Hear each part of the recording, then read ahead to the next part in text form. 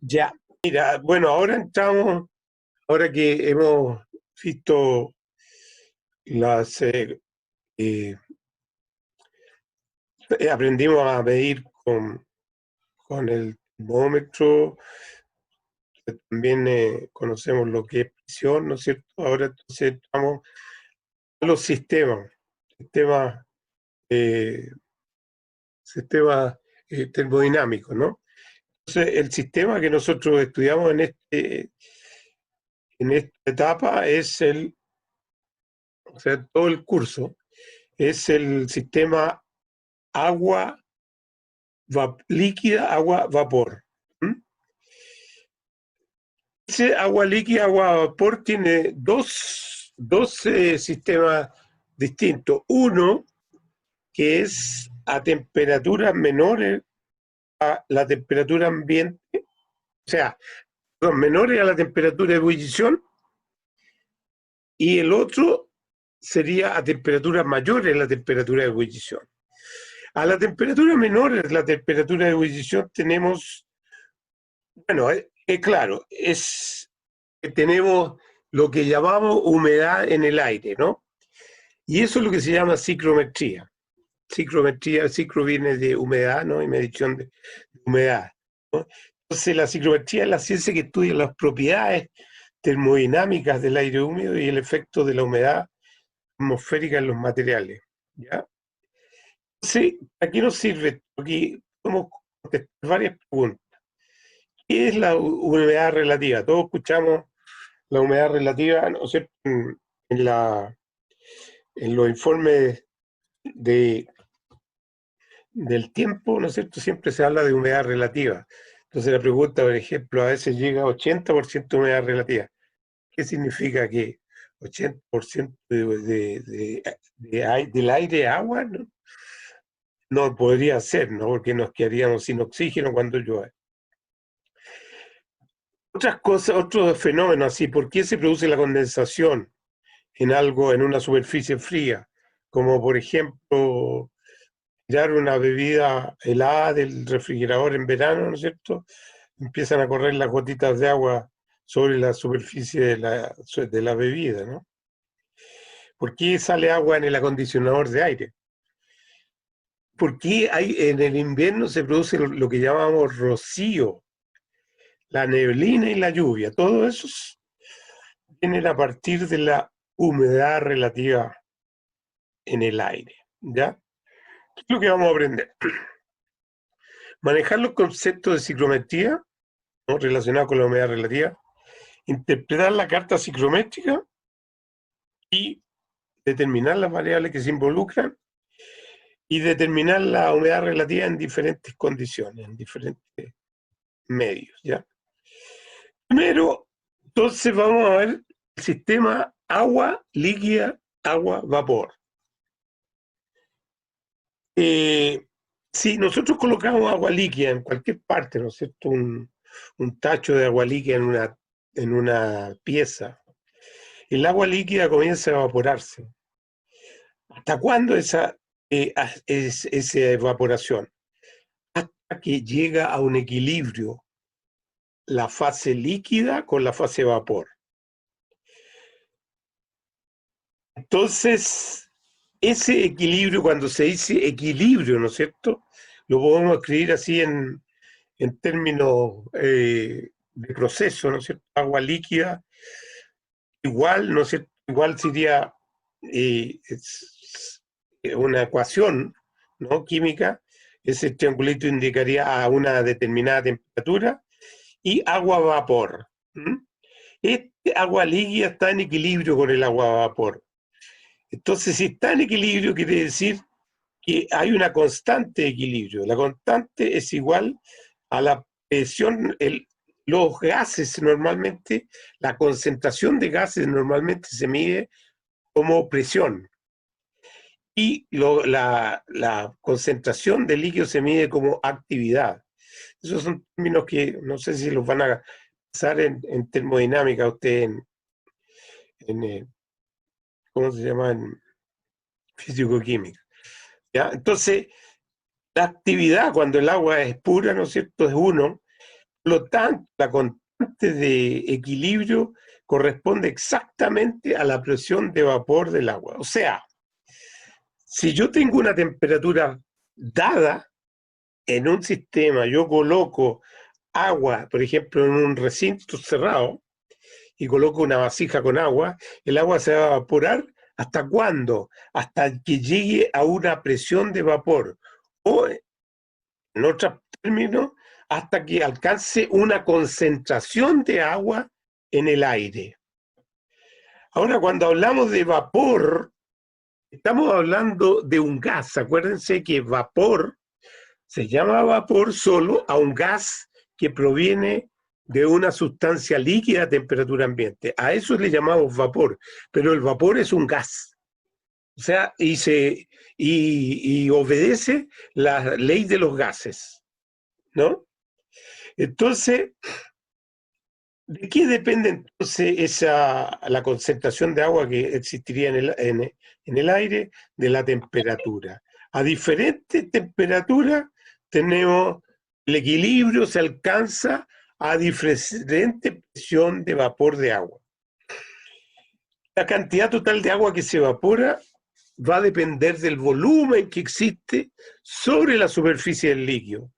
Si hablamos de río, por ejemplo, se va a evaporar una gran cantidad de agua hasta que, la verdad que nunca llega ahí, en ese caso en el río, nunca llega al equilibrio. ¿Mm? Siempre porque hay vientos que están moviendo el aire, entonces está siempre cambiante, pero siempre está cercano al límite, ¿no? Al límite de concentración máxima.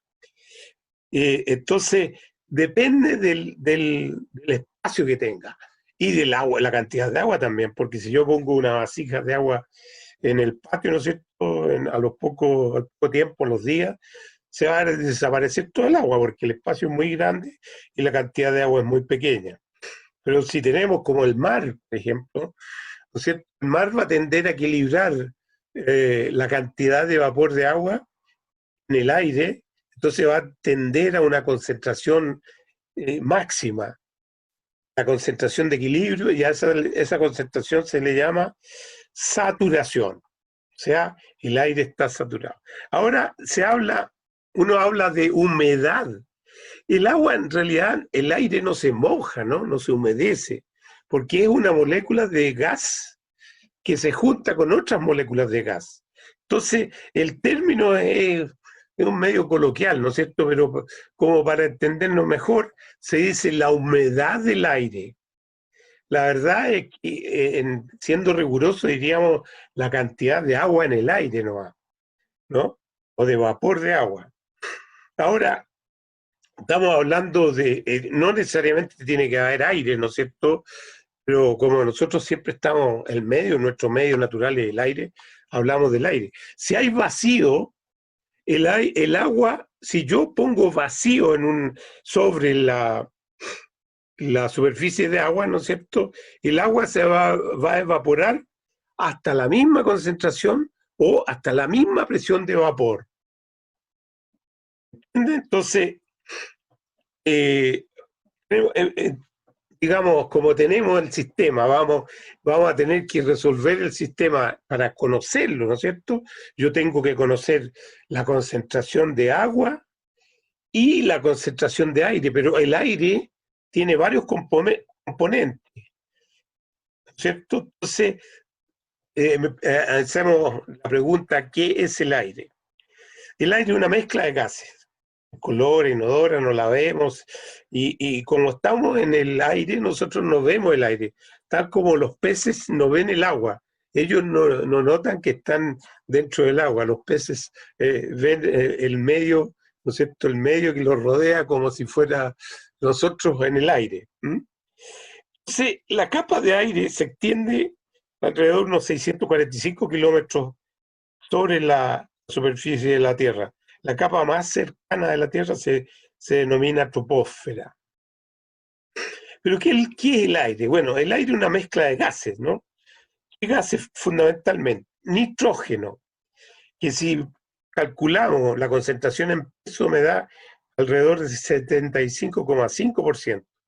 Y en volumen un 78,3. Si algo no entienden, me avisan. Si hay oxígeno, 23,19 o 23,2 aproximadamente, y en volumen 20,99, 20,21 en realidad, ¿no? Dióxido de carbono, o el CO2 que conocemos, 0,04%. Es bien bajo, pero en una atmósfera como es sana. Aquí en Santiago yo creo que el dióxido de carbono debe subir algunos puntos, ¿no? Además, existe hidrógeno en el aire. Además del oxígeno, existe hidrógeno. ¿Por qué existe hidrógeno? Porque el agua está compuesta por hidrógeno y oxígeno. Y todas las sustancias también tienden a estar en equilibrio con sus componentes. En este caso, hidrógeno y oxígeno. Como la cantidad de oxígeno es muy alta, la cantidad de hidrógeno es pequeñita. Si yo hago la constante equilibrio del agua, ¿no es cierto?, me queda el producto del hidrógeno por el oxígeno elevado a un medio. Entonces, ese producto es constante. Entonces, en la medida que el oxígeno aumenta, tiene que disminuir el hidrógeno para que el producto de la concentración de hidrógeno, que es equivalente a la presión, ¿no es cierto?, por la presión del oxígeno elevado, o sea, a raíz de la concentración de oxígeno, sea constante a diferentes concentraciones. Y hay otros gases que eso es 1,30% en eso. Esa es la composición del aire.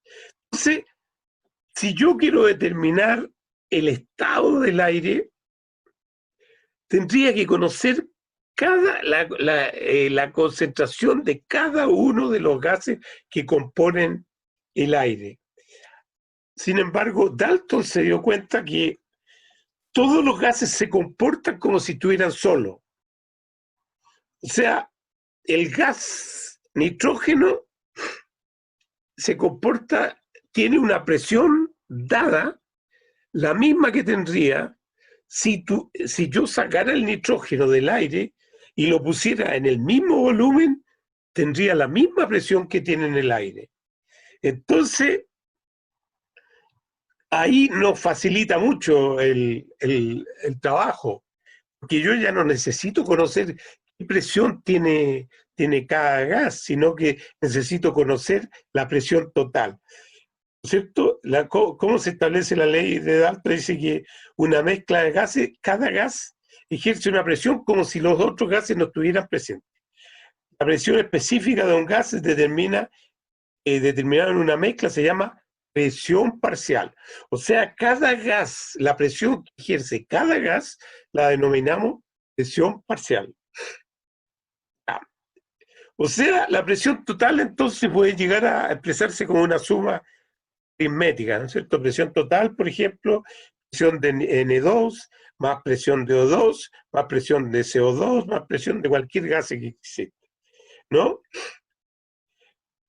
Ya, aquí podemos ver, mira, vamos a ver, el primer gas, ¿no es cierto? Ahí aparece una marquita de la presión, una pedacito de pizza, ¿no es cierto? El gas 2 aparece con otra que equivale a la presión, ¿no es cierto? El gas 3 aparece con otra. La suma total, entonces, es la suma que daría cada gas si los tres ocuparan el mismo volumen. ¿Se fija? ¿Se ve claro esta animación? ¿Se logra ver? ¿Alguno que me conteste? Pero eso es como la suma parcial de las presiones. Exactamente. Mira, aquí tiene en verdecito el primer gas, ¿no es cierto?, ocupa un pedacito de presión. El azul ocupa otra presión, ¿ya? Y el naranja, entonces, ocupa la otra. Entonces, los tres ocupan el manómetro lleno. ¿Te fijas? O sea, aquí el medio, la mitad del manómetro, entre estos dos hacen la otra mitad. Por lo tanto, el manómetro lleno, digamos, estaría ahí, ¿no es cierto? Se ve bien la animación, ¿no es cierto? Sí, profe, se ve bien. Ya.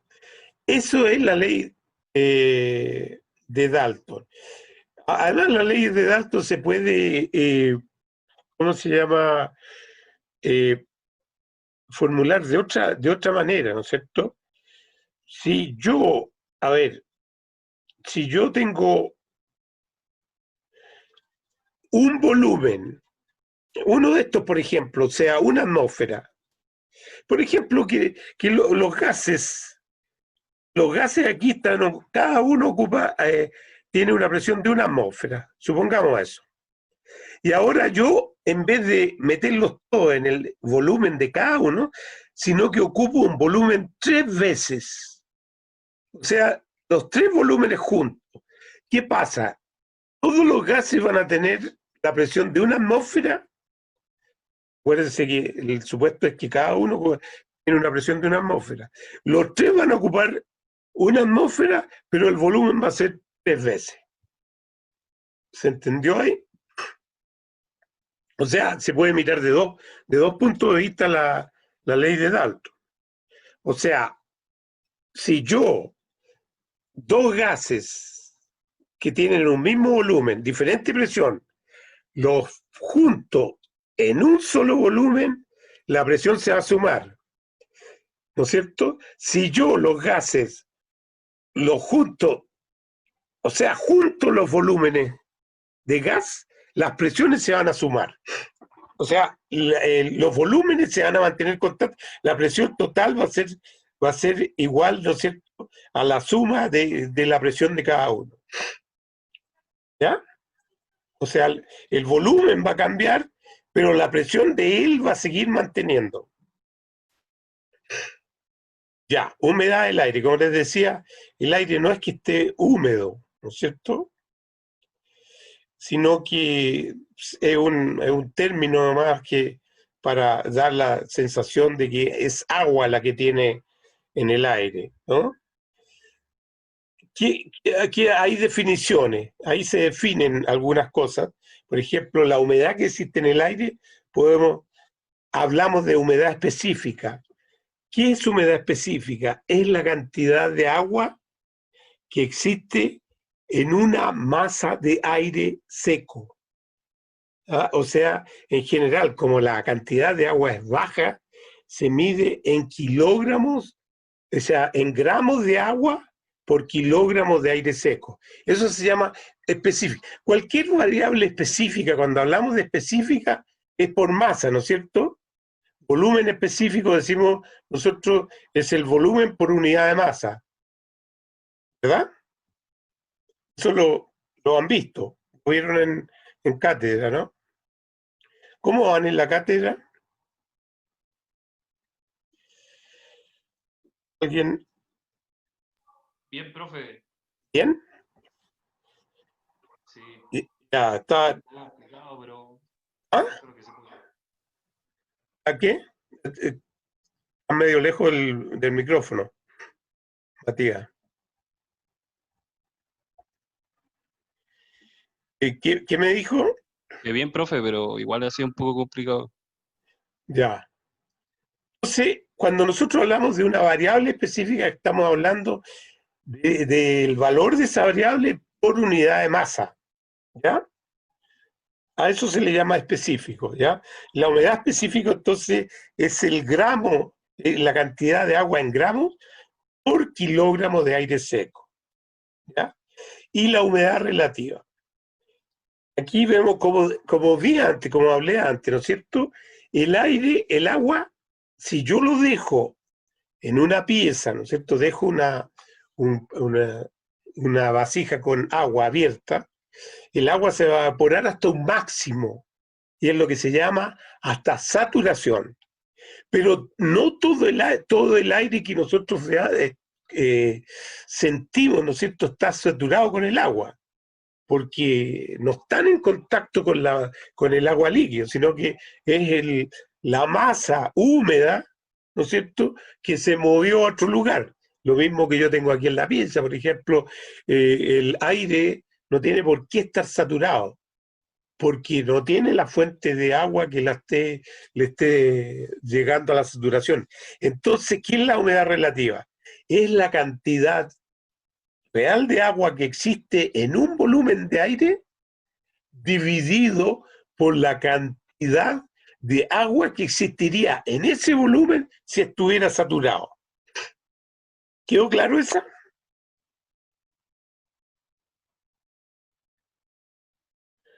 Profe, es como lo que hay dividido en lo que debería haber, si está saturado.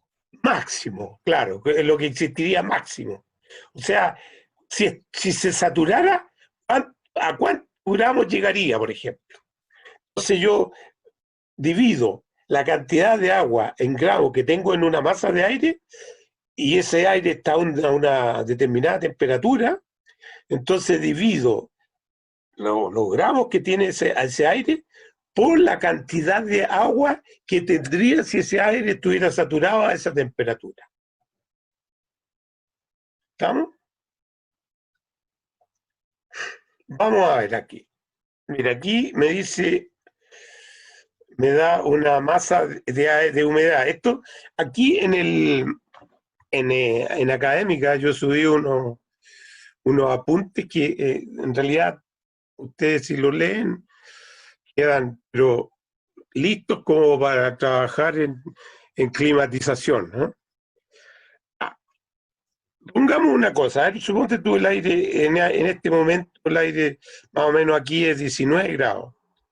Si es 19 grados, como máximo, este aire debería tener 16,31 gramos por metro cúbico. ¿Están viendo? Aquí voy a tratar de destacarlo, ¿ya? Vamos a destacarlo. Luego se le multiplicaría el volumen que hay, que se Claro, quiere saber. exactamente, dije 19, ¿no es cierto? Entonces, ahí se destaca, ¿no es cierto? Y voy a destacar 19. ¿Vamos? Pero esa es la cantidad de agua saturada. Supongamos que en vez de 16,31, ¿no es cierto? 16,31, ¿sí? Tuviéramos 8 gramos de agua. 8 gramos de agua. Entonces, ¿cuánto sería la humedad relativa que tendría este aire? A 19 grados. En vez de la saturación, tuviéramos 8 gramos de agua. ¿Cuál sería la humedad relativa en ese caso? ¿Alguien se atreve a hacer el calculito?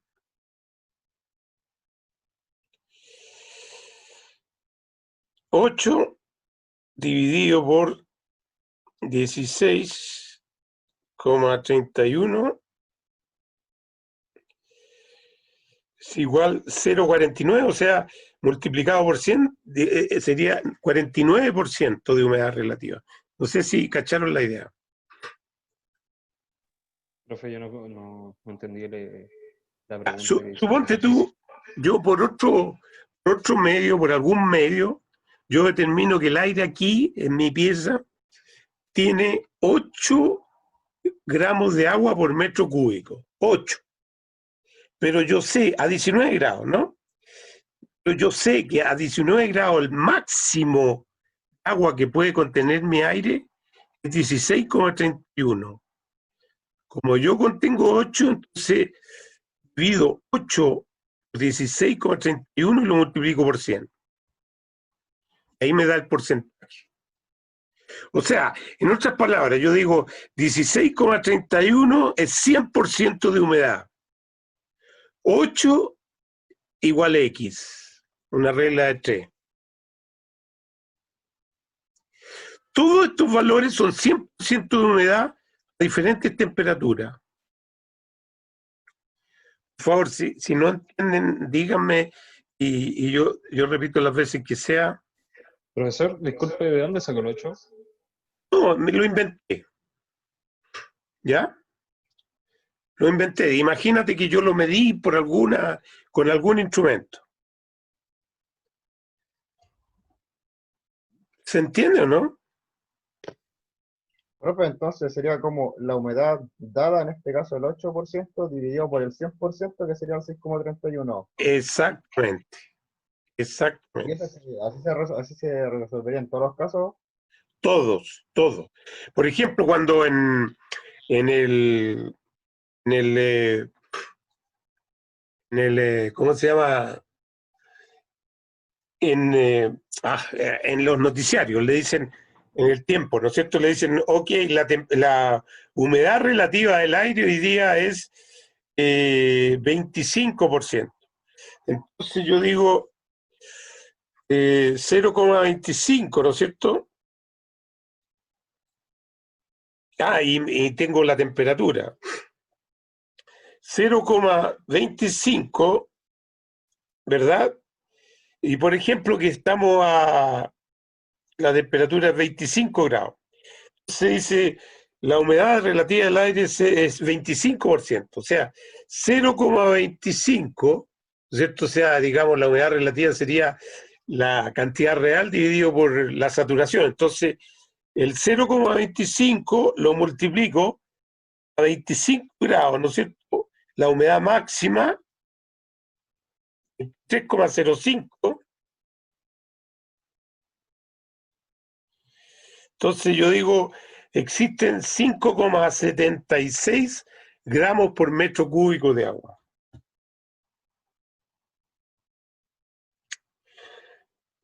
Ustedes escucharon esa noticia de un tipo que sacaba agua del aire, ¿no es cierto? Y un equipo israelita que llegó. ¿Ah? Era una maquinita que tomaba como la humedad del aire. Exactamente. Entonces, ¿qué es lo que hacía? Por ejemplo, imagínense ustedes que yo tengo este aire saturado aquí, ¿ya? Y yo lo enfrío, este aire lo enfrío y lo llevo, voy a ver el marcador aquí,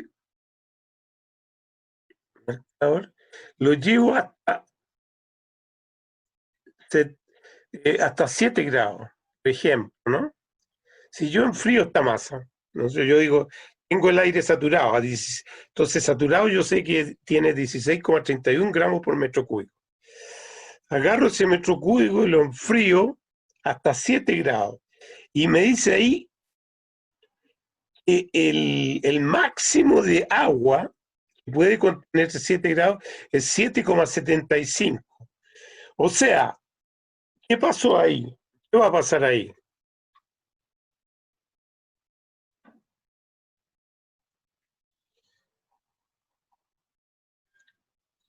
¿Qué va a pasar ahí si lo enfrío?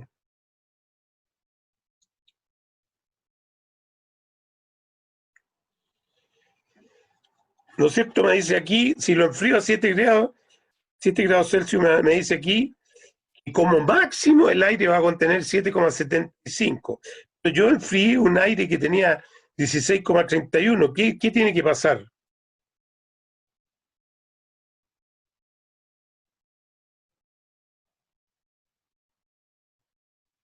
Esa agua de acá, ¿no es cierto?, tiene que condensarse.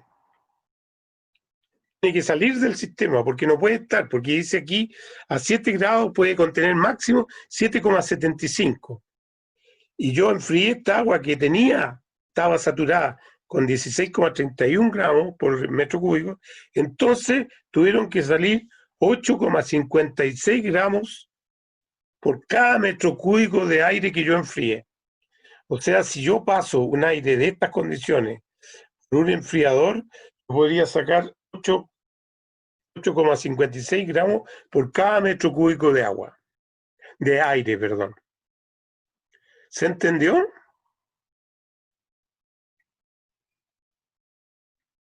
Parece que no, ¿eh? Sebastián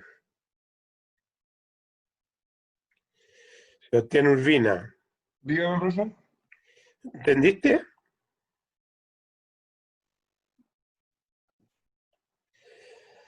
¿Se entendió el asunto o no?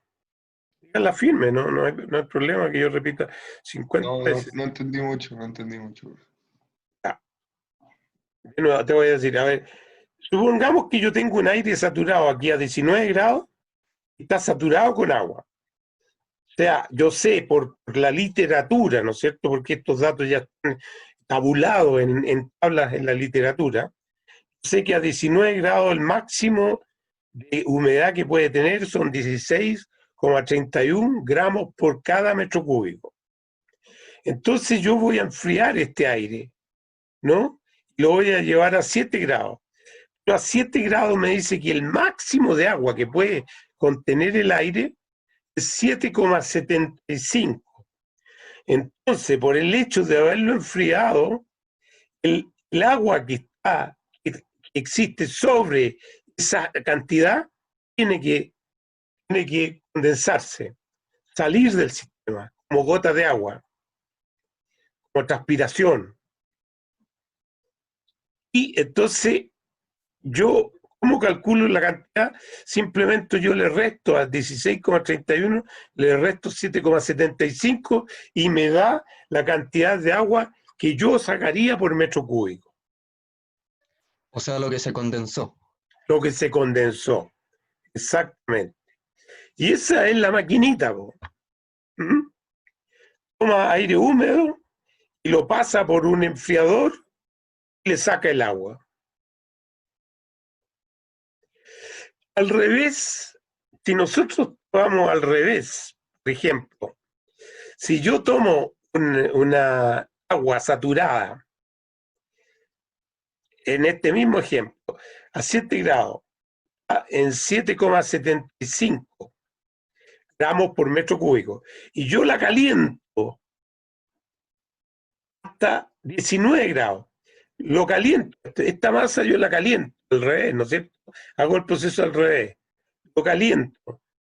¿Qué humedad relativa me daría esa masa de aire que estaba a 7 a 19 grados?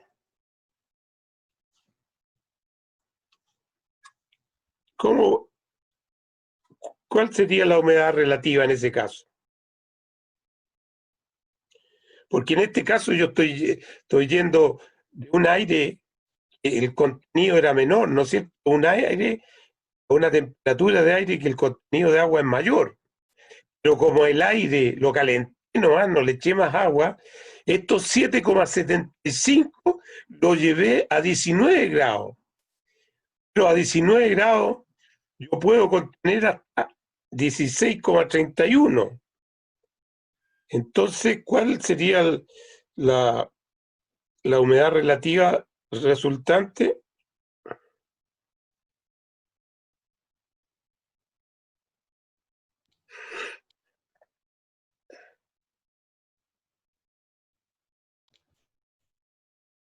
Los 7,75 dividido en 16,31. Exactamente, exactamente.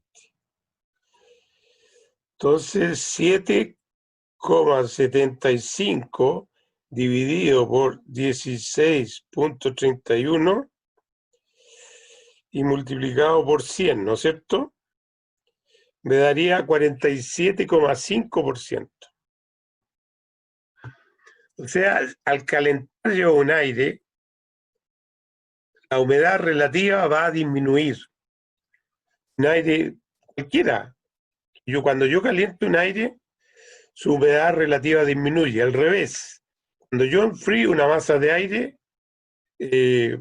la humedad relativa va a aumentar hasta un máximo de su saturación. Esa saturación, entonces, si yo lo sigo enfriando aquí, ¿cierto? Para llegar a su saturación, si yo lo sigo enfriando, a seguir saliendo agua, condensando agua. Entonces, esta es la máxima concentración. O lo que se llama es el punto de rocío. El punto de rocío Profe, es la disculpe. sí, Es como, el punto rocío es como 100% humedad relativa. exactamente. 100% de humedad relativa. Entonces, y nosotros el punto de rocío lo medimos por la temperatura. Entonces, ¿qué qué sé yo le busco el punto de rocío a un gas que tiene esa condición, a ver,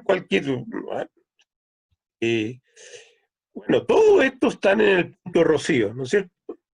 O sea, porque aquí yo lo enfrío un poco y va a comenzar a condensar agua.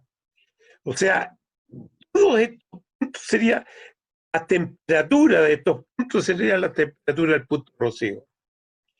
Pero los gases no necesariamente están saturados. Entonces, lo que hago yo para determinar la concentración de un gas, y hago exactamente el ejemplo que di antes. Yo tomo el gas, lo enfrío, si soy capaz de determinar la temperatura a la cual comienza a condensarse, le encontré el punto de rocío o el 100% de humedad. Entonces, con eso yo puedo determinar cuánto agua o cuál era la humedad relativa en el punto anterior. A ver, no creo que haya quedado claro eso, ¿no es cierto? Por ejemplo, a ver, si yo tengo un gas en cualquier parte, ¿no es cierto? Aquí yo lo tengo acá a 18 grados o a 20 grados, vamos a ponerle a 20. Vamos a poner 20 aquí, ¿ya? 20 grados. Supongamos, 20 grados dice que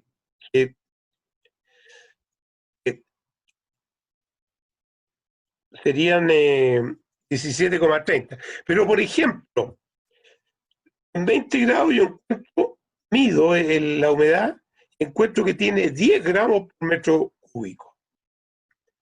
Solo 10 gramos por metro cúbico. Entonces, no, al revés. Yo no sé, quiero determinar cuánta humedad tenía. Tengo 10, ¿no?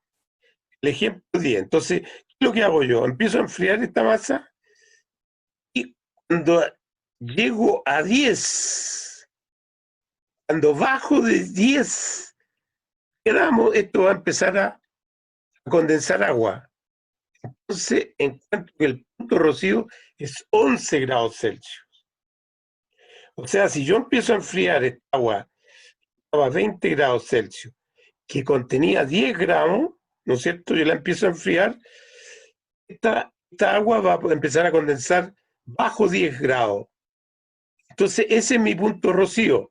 Por lo tanto, si se condensa, si el punto rocío es 10 grados, el máximo de agua que tiene es 940.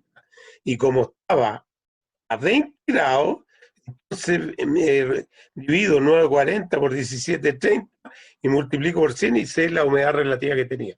O sea, un método de determinar humedad relativa, entonces, es determinando el punto de rocío. ¿Quedó claro?